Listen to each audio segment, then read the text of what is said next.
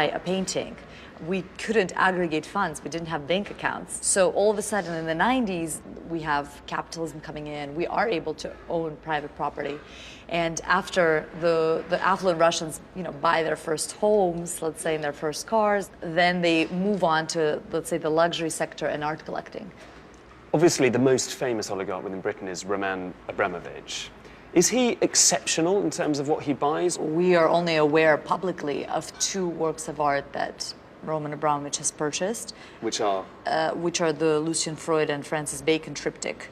But at the same time, he's a very substantial collector. And it's not necessarily true that everything that he's buying is at that price tag.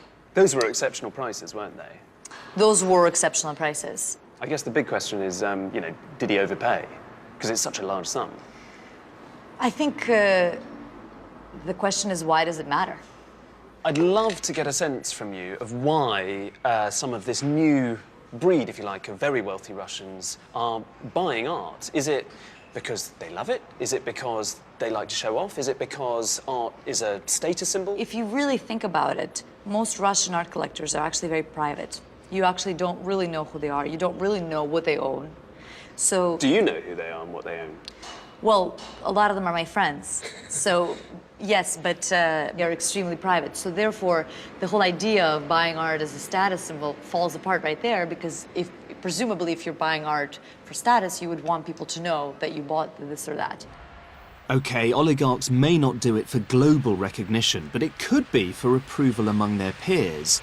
And Maria Bybakova would seem to be proof of that.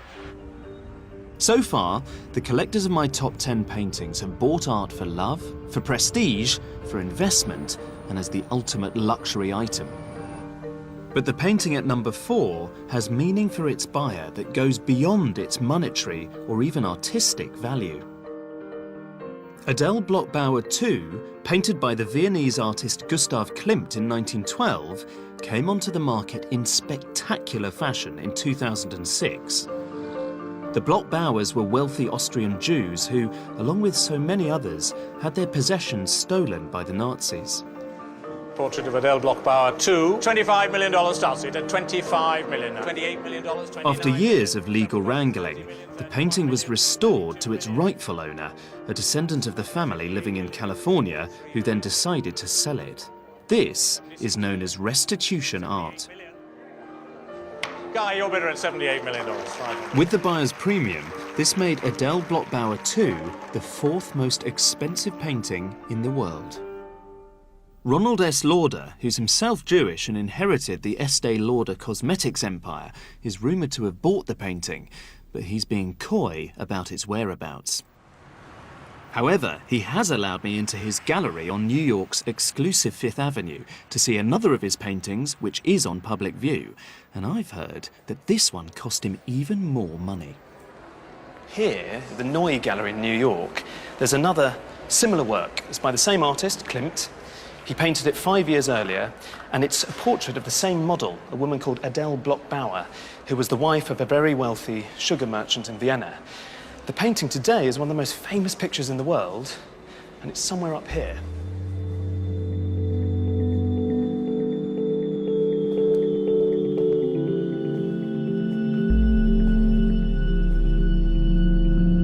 I've seen this a lot in reproduction. I've never seen it for real until today. And you can't help but be amazed by this gilded, bejeweled surface. This is a very lush, sensuous work. It's so civilized. And of course, it isn't just lush and refined. It is partly made of precious metals. It's got silver and gold there going on in the canvas as well as paint, so that the whole image screams money. I think that's the thing that I find quite difficult about this painting in particular. I just can't get past this idea that ultimately, it's a portrait about infatuation. Not just infatuation with a beautiful woman, infatuation with high society. The owner of this painting, the heir to a cosmetics fortune, paid the notorious price, reportedly, of $135 million for this painting alone in a private transaction, which however you spin it, is a staggering sum. He calls it our Mona Lisa, I think referring to the gallery. He could be referring more widely to the fact that here it is, presented as a triumph of sorts over the atrocities that were perpetrated by the Nazis. As beautiful as it is, I think part of the reason he paid so much is because the history of this painting is bound up with a much bigger story, the history of the Jewish people during the 20th century. It's not in the top 10 only because the amount Lauder paid cannot be verified. Much of the art sold never makes it to public auction. The money changing hands remains secret. But if $135 million is correct, does this make Klimt one of the greatest artists in the world, on a par with Rubens, Monet and Van Gogh? Well, I don't think so, but perhaps for Ronald Lauder, his purchases represent a form of cultural justice, and for him, justice comes at any price.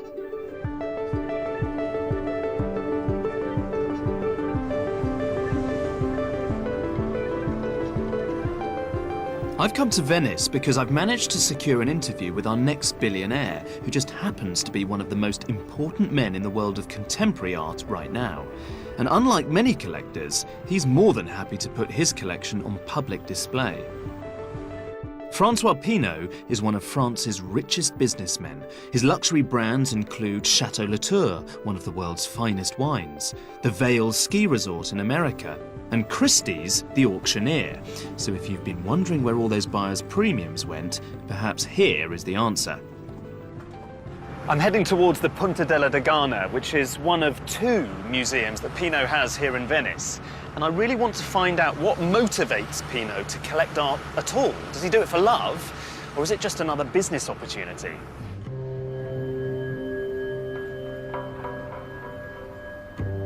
Pinault is amassing a blue-chip collection of contemporary art. This is Jeff Koons's Hanging Heart. I don't know what Pinault paid for it, but another almost identical work sold for $23 million in 2007. What is the secret of building a great collection? Be passionate and to try to discover, to be very curious, to be passionate. It's art and passion, I think.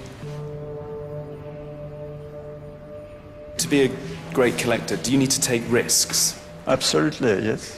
I don't know if in 50 years the artist will be... It's not the issue. It's not the issue. You buy, you take your own risk after that. It's for history to tell. Yeah, absolutely. The piece in here, the Maurizio Catalan horse, It's a good piece, like a joke, but it's not only a joke, it's a message. It goes in the wall. There's a risk to go to, for you and for me to go on the wall, no? To go through a brick wall? Yeah, absolutely. Yeah, sure. Very different. And what do you think about, I mean, the bad side of the market is that prices are so expensive now. You know, you spend, I don't know, $70 million Probably for sad, Rubens. but what can we do? Very sad, yes, very sad. Why do you think it's sad? Because very often it's bought by people who don't like art really. They buy that sometimes to, like a status, like a social appearance. And, To show off, you mean? probably sometimes it's a pity, but what can we do? The risk of Francois Pinault frittering away his millions on art that might simply be forgotten is great. But the potential reward of being remembered as an eagle-eyed patron of the Monets and Rothkos of tomorrow is even greater. Of course, Pinault can afford to take such a risk. Well, 32 is next. Women of Algiers, Les Femmes d'Alger. But if you want a surefire, armour-plated investment that will impress the hell out of your friends, hang splendidly on your wall, either in your luxury penthouse or on your private yacht, then you need to get yourself or your advisor down to an auction and buy a Picasso. 18,700,000. 18,700,000. In still bidder.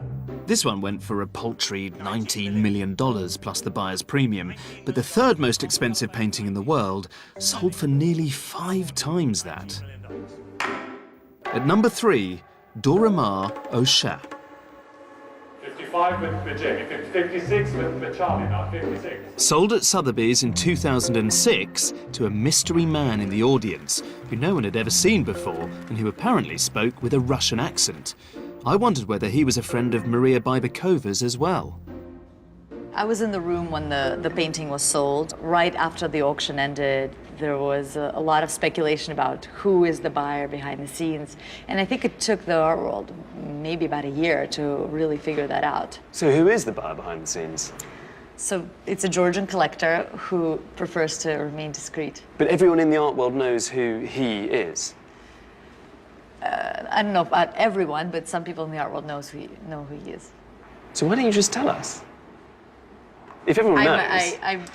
I'm not at liberty to. Why? What will happen? He'll kill you. No, of course not. I just honor and respect people's desire for privacy and discretion. The only Georgian oligarch who seems to fit the bill is this man, Boris Ivanishvili, named in the Russian edition of Forbes magazine as the likely owner of the painting. He made his money from oil and mining and lives in Moscow, presumably with Dora Maar and her cat. But this is more than I know about the owner of the next painting on my list. It's another Picasso, and it was sold in 2004, but no one can tell me where it is or who the buyer might even be. Once again, when art becomes a luxury commodity in the hands of the rich, sometimes it disappears from sight. Now, this is a reproduction of the real thing. And Picasso painted Boy with a Pipe when he was 24, and he'd recently moved to Paris and had next to nothing. When Picasso put the finishing touches to Boy with a Pipe, he could never in a million years have conceived that one day his painting would be worth so much. In 2004, Boy with a Pipe was offered at auction and sold for $104 million, placing this at number 2 in our list. So Picasso's at number 3 and number 2 in my top 10. In fact, he occupies all 3 top slots. And that's because Picasso is much more than a painter. He's the ultimate luxury brand.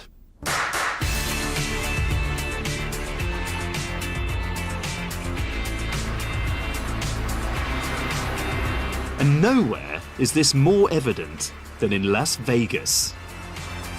Sin City is the last place you'd come looking for fine art, you might think.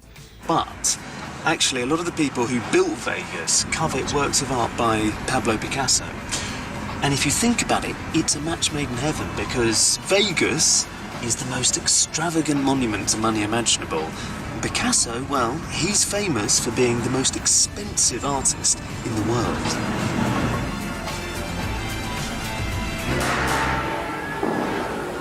In fact, the billionaire property developer who built this place, the luxury Bellagio Hotel and Casino, also amassed an equally extraordinary collection of Picassos. And his name's Steve Wynn.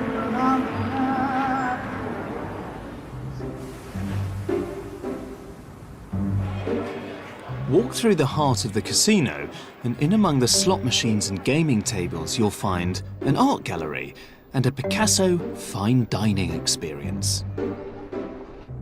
Most of the Bellagio's Picassos are here in the restaurant, which Steve Wynn designed, along with Picasso's own son, Claude, who did the carpet. There genuinely are Picassos everywhere. There's a huge one over there. There's one here from 1917. This is from 1971. And every detail is linked, of course, to Picasso, even the plates, which are closely modelled on his own designs for his ceramics. Bon appétit. Thank you.